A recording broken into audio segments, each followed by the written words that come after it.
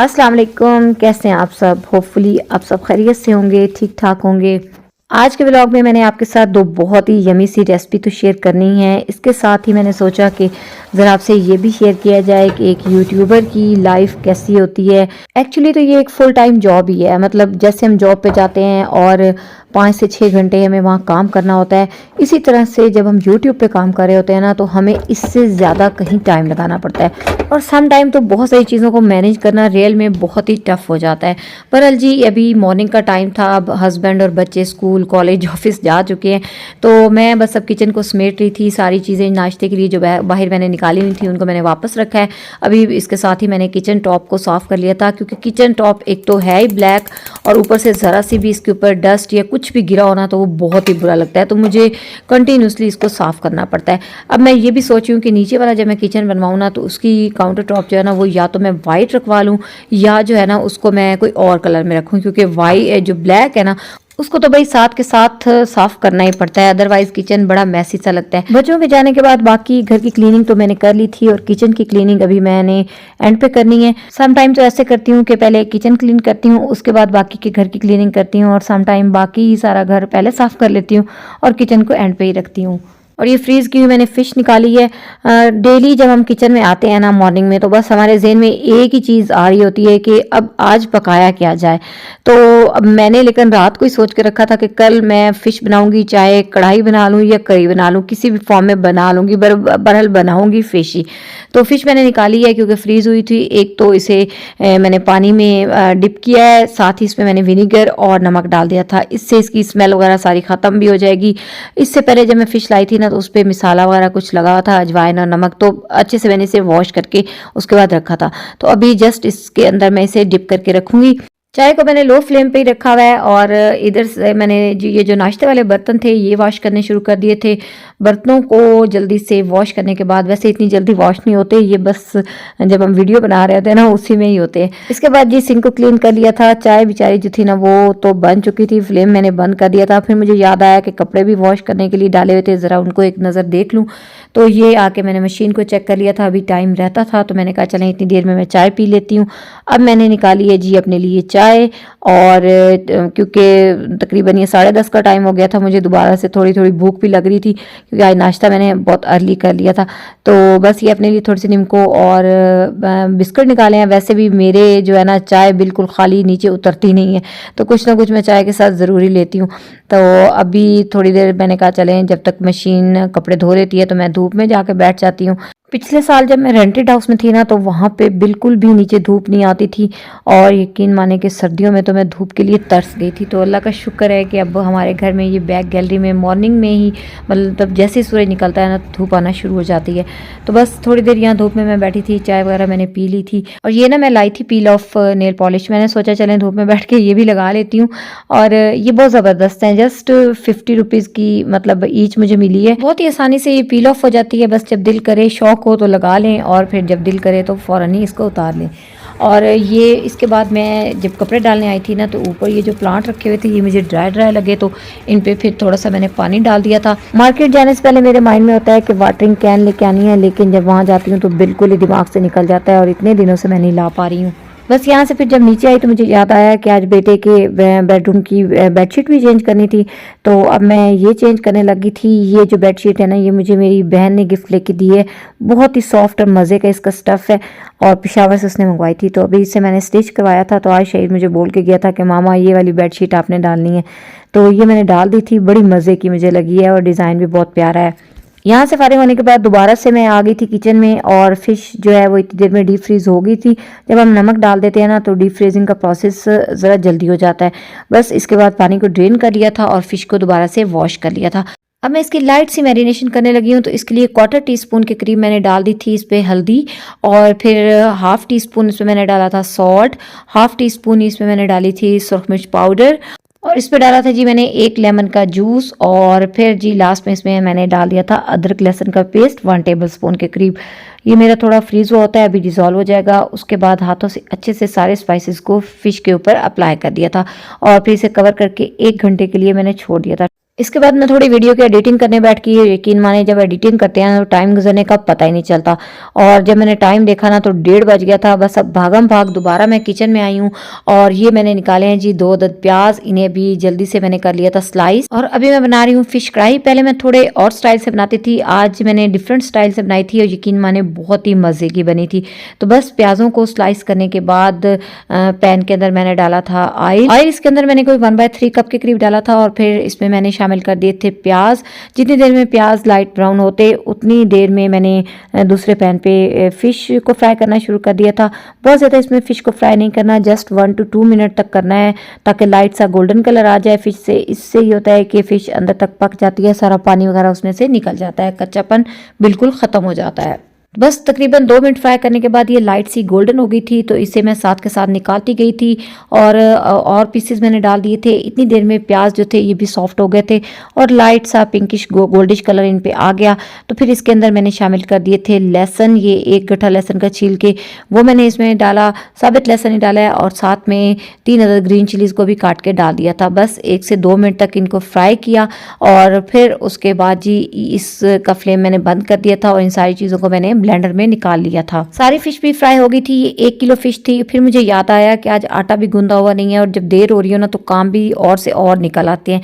तो बस जल्दी से आटा निकाला, इसे डाला था मशीन में, और नमक वगैरह डाल के इसको गूंदना स्टार्ट कर दिया। मशीनों ने भी यार ज़िंदगी को बड़ा ही आसान कर दिया है, वरना अकेले बंदे के लिए सारा कुछ मैनेज करना वाकई बहुत मुश्किल है।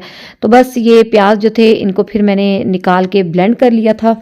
दूसरे ब्लेंडर की निस्बत ना मुझे हैंड ब्लेंडर यूज़ करना बहुत ही इजी लगता है, और काम भी जल्दी से हो जाता है। तो बस प्याज़ों को दोबारा से पैन के अंदर वापस डाला, और फिर इसके अंदर मैंने शामिल किए हैं स्पाइसेस। 1 टीस्पून इसमें मैंने डाला है धनिया पाउडर, 1/2 टीस्पून इसमें मैंने गरम मसाला डाला है, 1/4 टीस्पून हल्दी, अकॉर्डिंग टू टेस्ट सॉल्ट। अभी सॉल्ट थोड़ा ही डाला है क्योंकि ऑलरेडी फिश मैरिनेशन में भी डाला था। 1/2 टीस्पून कुटी हुई लाल मिर्च शामिल की है, और 2 पिंच इसमें मैंने डाले थे अजवाइन के। इसके साथ ही 1/2 टीस्पून कसूरी मेथी का शामिल किया था, और 1/2 टीस्पून इसमें मैंने डाल दिया था सुर्ख मिर्च पाउडर, और 1/2 टीस्पून जीरा पाउडर। भुना कुटा जीरा पाउडर था। थोड़ा सा पानी शामिल किया, और 2 से 3 मिनट तक मिसालों को मैंने प्याज़ों के साथ भून लिया था। इतनी देर में ये 4 अदद मैंने ले लिए थे टमाटर, इनको मैंने पील ऑफ कर लिया है। मोस्टली मेरी कोशिश होती है कि प्याज़ों का छिलका मैं सालन में ना ही डालूं, और फिर इनको मैंने ब्लेंडर में ब्लेंड कर लिया था, और इनकी जो प्यूरी थी इसको भी इसी मिक्सर में शामिल कर दिया। इसको मुझे इतनी देर भूनना है कि जितनी देर में ऑयल ऊपर नहीं आ जाता। तो जब 2-3 मिनट भूनने के बाद ऑयल ये देखें इस तरह से ऊपर आया ना, तो फिर इसके अंदर मैंने दही शामिल की थी। 1/3 कप के करीबी इसमें मैंने दही डाली है, और फ़ौरन से इसको मिक्स किया था ताकि दही की गुठली ना बने। जब ये अच्छे से मिक्स हो गई ना, तो फिर इसके अंदर मैंने डाल दी थी फ़िश, और फिश डालने के बाद इसको हल्के हाथों से इस तरह से मिक्स किया था ताकि साइड भी अप डाउन हो जाए और मसाला अच्छे से फ़िश के पीसेस पे लग जाए। इसके बाद जी इसके ऊपर मैंने डाला थोड़ा सा सब्ज़ धनिया, और इसके साथ 2 ग्रीन चिलीज़ को भी मैंने लंबाई के रुख में स्लाइस करके डाला था, और फिर 1/2 टीस्पून के करीब इस पर डाला गरम मसाला, और 1/2 टीस्पून ही कसूरी मेथी को हाथों से मसल के डाल दिया था।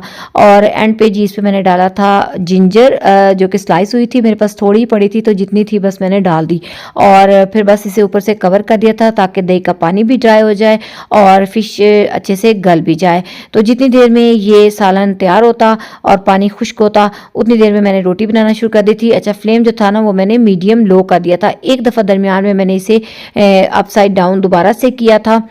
बच्चे भी इतनी देर में स्कूल कॉलेज से आ गए थे। आज मैं थोड़ी लेट ही हो गई थी, और आपको पता है कि बच्चे जब आते हैं तो फिर उन्हें कितनी भूख लगी होती है। तो बस जल्दी जल्दी मैंने रोटी डाली थी, ड्राइवर को भी भेजनी थी, तो जल्दी से ये 2 रोटियां मैंने डाली, और इसके साथ ही जी ये ज़बरदस्त सी फ़िश कढ़ाई भी तैयार हो चुकी थी। बहुत ज़्यादा इसको ड्राई नहीं करना, ग्रेवी थोड़ी इसमें रहनी चाहिए। बच्चों को तो खाना थोड़ा लेट भी हो जाए ना, मुझे इतनी टेंशन नहीं होती थी, लेकिन अब जब से ड्राइवर होता है ना तो फिर मेरी कोशिश होती है कि टाइमली खाना उसको चला जाए। तो बस अपने लिए भी सालन निकाल लिया था, रोटियां भी तैयार हो गई थी। अब हम तीनों माँ बेटा बैठ के खाएंगे खाना।